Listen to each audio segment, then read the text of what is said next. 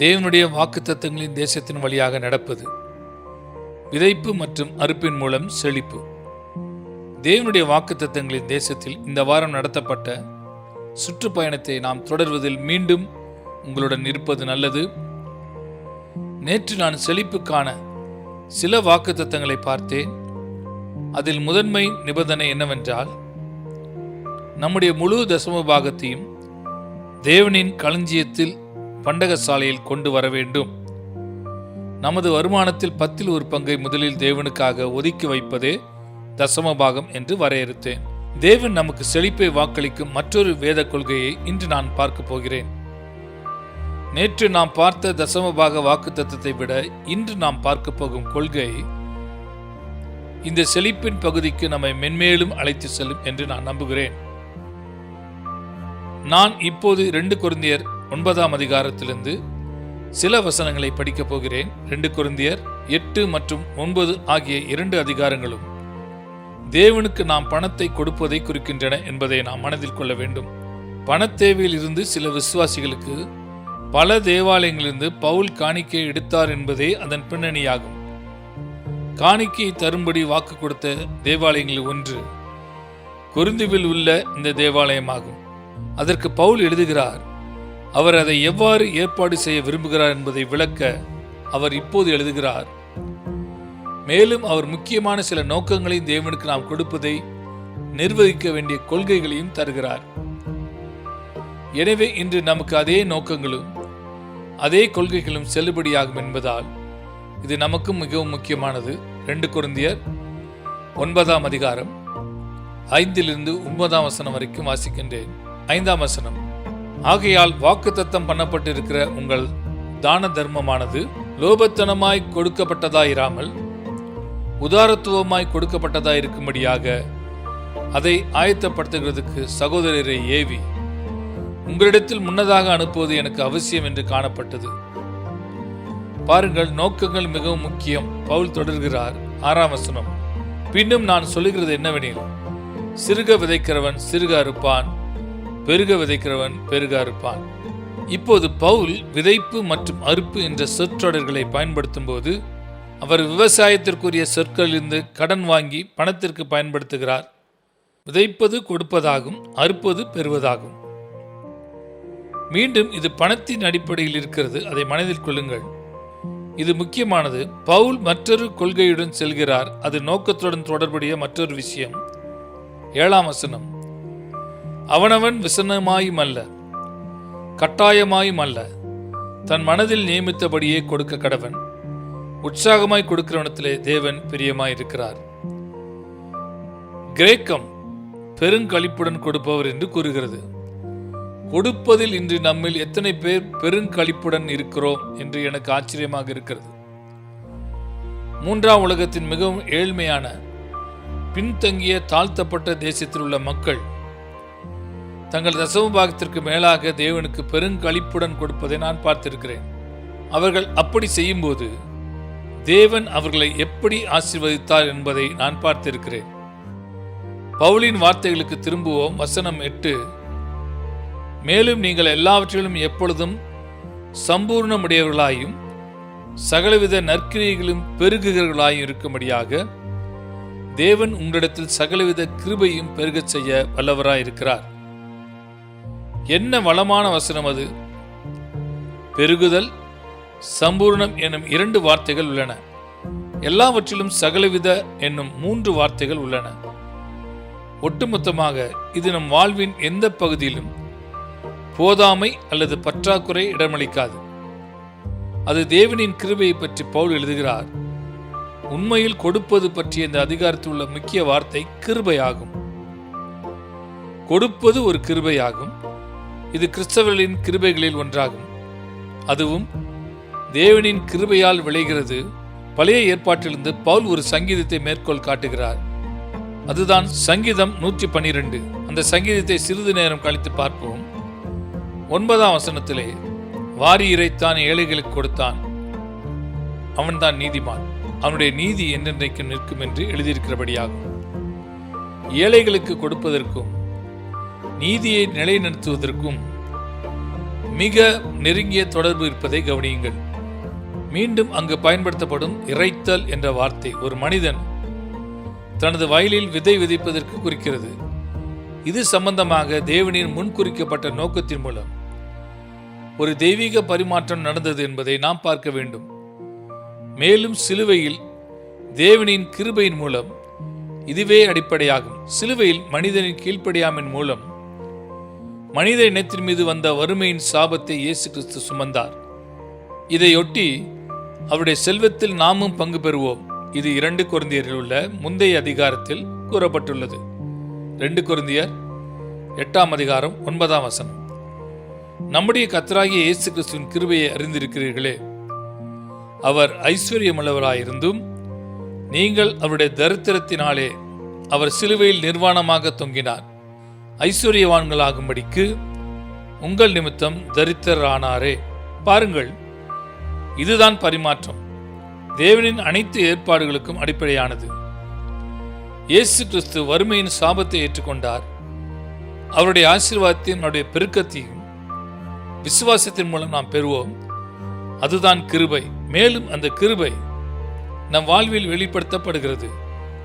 தேவன் அதை நமக்கு பெருக செய்கிறார். இதனால் எல்லாவற்றிலும் எப்பொழுதும் நமக்கு தேவையான அனைத்தையும் வைத்திருக்கிறார். சகலவித நற்கிரிகளிலும் பெருகுகிறோம். இப்போது அங்கு கொள்கை வருகிறது. குறிப்பாக பவுல் குறிப்பிடும் விவசாயம், விதைப்பு மற்றும் அறுப்பின் பெருக்கம் இறைத்தல் மூலம் வருகிறது. நாம் எந்த அளவில் விதைக்கிறோம், எந்த அளவில் இறைக்கிறோம் என்பது தான் நாம் அறுவடை செய்யும் அளவை தீர்மானிக்கும். நீங்கள் ஒரு விவசாயி வைத்திருக்கிற அற்புதமான விதைகளை கொண்டு மிகவும் மகிழ்ச்சியுடன் அவர் இருக்கிறதை கண்டிருக்கிறீர்களா? மேலும் அவர் சொல்கிறார், இந்த விதை மிகவும் நல்லது, நான் அதை பிடித்துக் கொள்ளப் போகிறேன், நான் அதில் எதையும் தூக்கி எறிய போவதில்லை.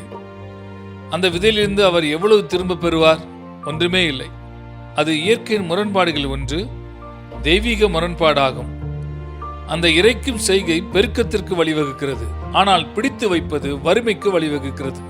வேதத்தில் உள்ள அனைத்தும் இதை நமக்கு சொல்கிறது. கஞ்சத்தனம் இறுதியில் வறுமைக்கு வழிவகுக்கிறது. நாம் அதிகரிக்க, அதாவது பெருக வேண்டுமென்றால் நாம் இறைக்க வேண்டும். 2 கொரிந்தியர் 9ஆம் அதிகாரத்தில் பவுல் மேற்கோள் காட்டிய பழைய ஏற்பாட்டில் உள்ள சங்கீதத்தை இப்போது நாம் பார்க்க போகிறோம். சங்கீதம் 112 1ஆம் வசனத்திலிருந்து 3ஆம் வசனம் வரைக்கும், 5ஆம் வசனம், 8ஆம் வசனம், 9ஆம் வசனம் ஆகிய வசனங்களை படிக்கப் போகிறோம். இந்த சங்கீதம் தேவனுடைய வார்த்தையின் அடித்தளத்தின் மீதும் கர்த்தருக்கு பயப்படும் பயத்தின் மீதும் உறுதியாக கட்டமைக்கப்பட்ட ஒரு சிறந்த நீதியுள்ள மனிதனை சித்தரிக்கிறது. அதில் கூறப்பட்டுள்ளதாவது, 1ஆம் வசனம், அல்லேலூயா, கர்த்தருக்கு பயந்து அவருடைய கட்டளைகளில் மிகவும் பிரியமாயிருக்கிற மனுஷன் பாக்கியவான். அவன் சந்ததி பூமியில் பலத்திற்கும், செம்மையானவர்களின் வம்சம் ஆசீர்வதிக்கப்படும். இது தலைமுறை தலைமுறையாக தொடரும் ஆசீர்வாதத்தின் வாக்குத்தத்தமாகும். வசனம் 3, ஆஸ்தியும் ஐஸ்வர்யமும் அவன் வீட்டில் இருக்கும், அவனுடைய நீதி என்றென்றைக்கும் நிற்கும். அவருடைய வீட்டில் உள்ள ஐஸ்வர்யத்துக்கும் செல்வத்திற்கும் மற்றும் நீதிக்கும் உள்ள நேரடி தொடர்பை கவனியுங்கள். வசனம் 5, இறங்கி கடன் கொடுத்து தன் காரியங்களை நியாயமானபடி நடப்பிக்கிற மனுஷன் பாக்கியவான். அது மீண்டும் அதே கொள்கை பெருக்கம் இறைத்தல் மூலம் வருகிறது. வசனம் 8, அத்தகைய மனிதன், அவன் இருதயம் உறுதியாயிருக்கும், அவன் தன் சத்துருக்களின் சருக்கட்டுதலை காண மட்டும் பயப்படாதிருப்பான். வசனம் 9, இது 2 கொரிந்தியர் 9இல் பவுல் மேற்கோள் காட்டிய வசனம். 9ஆம் வசனம், வாரி இறைத்தான், ஏழைகளுக்கு கொடுத்தான், அவனுடைய நீதி என்றென்றைக்கும் நிற்கும், அவன் கொம்பு மகிமையாய் உயர்த்தப்படும். மீண்டும் இறைத்தல் என்பது நீதியின் அடையாளமாக இருப்பதை காண்கிறோம். அது தாராளமாக கொடுக்கிறதும் வைத்திருக்காததும் ஆகும். மேலும் அது நமது நீதியை நிலைநிறுத்துகிறது, நாம் அறுவடை செய்வோம் என்பதை உறுதிப்படுத்துகிறது. எனவே நாம் இதை சொல்லலாம், கடன் கொடுப்பதும் தாராளமாக கொடுப்பதும் நீதியுடனும் பாதுகாப்புடனும் செழிப்புடனும் இணைந்துள்ளது. இது தேவனின் நோக்கங்களாகும், அவற்றை ஒருபோதும் பிரிக்க முடியாது. மீண்டும் நீதிமொழிகள் 11:24 இறைத்தல் மற்றும் வைத்துக் கொள்ளுதல் போன்ற அதே முரண்படும் செய்தி உள்ளது. 24ஆம் வசனம், வாரி இறைத்தும் விருத்தி அடைவாரும் உண்டு. அதிகமாய் பிசினித்தனம் பண்ணியும் வறுமை அடைவாரும் உண்டு. தேவனுக்கும் ஏழைகளுக்கும் நாம் கொடுக்க வேண்டியதை தடுப்பது வறுமை தரும். ஆனால் உதாரத்துவமாய் கொடுப்பது, தேவனுடைய வார்த்தையின் கொள்கையின்படி விசுவாசத்தில் இறைப்பது, தேவனுக்கு கொடுப்பது மற்றும் தேவைப்படுகளுக்கு கொடுப்பது ஆகியவை நமக்கு மேலும் பலன் அளிக்கும். நினைவில் கொள்ளுங்கள், இவை அனைத்தும் நாம் விசுவாசத்துடன் செய்ய வேண்டும். ஏனென்றால் விசுவாசம் இல்லாமல் தேவனுக்கு பிரியமாயிருப்பது கூடாத காரியம். அதனால்தான் நாம் பெறுவதற்கு முன் கொடுக்கிறோம், அறுப்புக்கு முன் இறைக்கிறோம். அது எப்போதும் விசுவாசத்தின் கொள்கையாகும். தேவனுடைய ராஜ்யத்தில் பணத்தை கையாள்வதில் விவசாயத்தின் அடிப்படை கொள்கைகளை பவுல் பயன்படுத்துகிறார். இது நடைமுறைக்குரியது என்பதை நாம் பார்க்க வேண்டும். சிறந்த பயிர்களை பெறுவதற்கு ஒரு விவசாயி தனது நிலத்தை கையாளும் போது அவர் கடைபிடிக்க வேண்டிய 3 எளிய கொள்கைகள் உள்ளன என்று நான் பரிந்துரைக்கிறேன். அவர் முதலில் நல்ல மண்ணை தேர்ந்தெடுக்க வேண்டும். இரண்டாவதாக, அவர் மண்ணை சரியான முறையில் தயார்படுத்த வேண்டும். மூன்றாவதாக, அவர் தனது முழு கடின செயலையும் நன்கு நிர்வகிக்க வேண்டும். ஒரு விவசாயி உள்ளூர் நகரத்தின் பிரதான தெருவில் தனது விதைகளை வலது மற்றும் இடதுபுற கால்வாய்களில் சிதறடித்து சென்றால் அவர் எதையும் அறுவடை செய்ய மாட்டார். எனவே நாம் இறைக்கும் இடம் நிறைய வித்தியாசத்தை ஏற்படுத்துகிறது. இது ஒரு முதலீடாகும். நல்ல மண், நல்ல தயாரிப்பு, நல்ல மேலாண்மை தேவை. தேவனுடைய ராஜ்யத்தில் நாம் முதலீடு செய்வதிலும் இதுவே உண்மை என்று நான் நம்புகிறேன். புத்திசாலித்தனமாக விதைத்தால் அறுவடை செய்வோம். நாம் தூண்டுதலின் பேரில் கொடுக்கக்கூடாது, உணர்ச்சி வசப்பட்ட தூண்டுதலால் கொடுக்கக்கூடாது. ஆனால் சரியான வேத கோட்பாடுகளை அடிப்படையாக கொண்ட அந்த ஊழியங்களையும் தேவனின் அந்த நிறுவனங்களையும் நாம் உண்மையாக தேட வேண்டும். நல்ல மண்ணில் வேலை செய்யும் இடத்தில், தங்களின் அதிகபட்ச வருமானத்தை கொடுக்கும் சரியான தயாரிப்பு உள்ள இடத்தில், மற்றும் நிர்வாகம் நன்றாகவும் நெறிமுறையாகவும் நேர்மையாகவும் இருக்கும் இடங்களில் கொடுக்க வேண்டும். தேவனுடைய பிள்ளைகள் பலர் விதைப்பதன் ஆசீர்வாதங்களை இழக்க நேரிடுகிறார்கள் என்று நான் பயப்படுகிறேன். ஏனென்றால் அவர்கள் அறுவடை செய்வதற்கு முன்பு விதைக்க வேண்டும் என்பதையும் அதிகரிக்கும் அளவுக்கு இறைக்க வேண்டும் என்பதையும் அவர்கள் புரிந்து கொள்ளவில்லை. இல்லை என்றால் அவர்கள் நல்ல வருமானம் கிடைக்கும் இடத்தில் விதைக்காததால் ஆகும். அவர்கள் தகுதியற்ற ஊழியங்களில் அல்லது வேதபூர்வமற்ற செயல்பாடுகள் அல்லது நிர்வாகம் சரியில்லாத இடங்களில் முதலீடு செய்கிறார்கள். அவர்களுக்கு தேவையான வருமானம் கிடைக்காது. இன்றைய எனது செய்தியின் முடிவிற்கு வருவதால் இந்த 3 கேள்விகளை சரிபார்க்கும்படி கேட்டுக்கொள்கிறேன். நீங்கள் கொடுப்பதை கருத்தில் கொள்ளும் பொழுது நீங்கள் தேவனின் நோக்கங்களுடன் செயல்படுகிறீர்களா?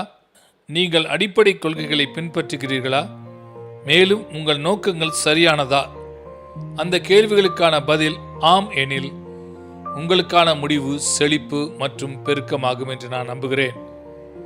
இன்றைக்கு நமது நேரம் முடிந்துவிட்டது. ஆனால் நாளை இந்த நேரத்தில் மீண்டும் உங்களுடன் வருவேன். நாளை நான் தேவனின் வாக்குத்தத்தங்களின் மற்றொரு பகுதிக்கு செல்கிறேன். அது குணமாக்குதலின் பகுதியாகும். முழு ஆரோக்கியத்திற்கான தேவனின் அடிப்படை ஏற்பாடுகளை நான் விளக்குகிறேன். ஆமேன்.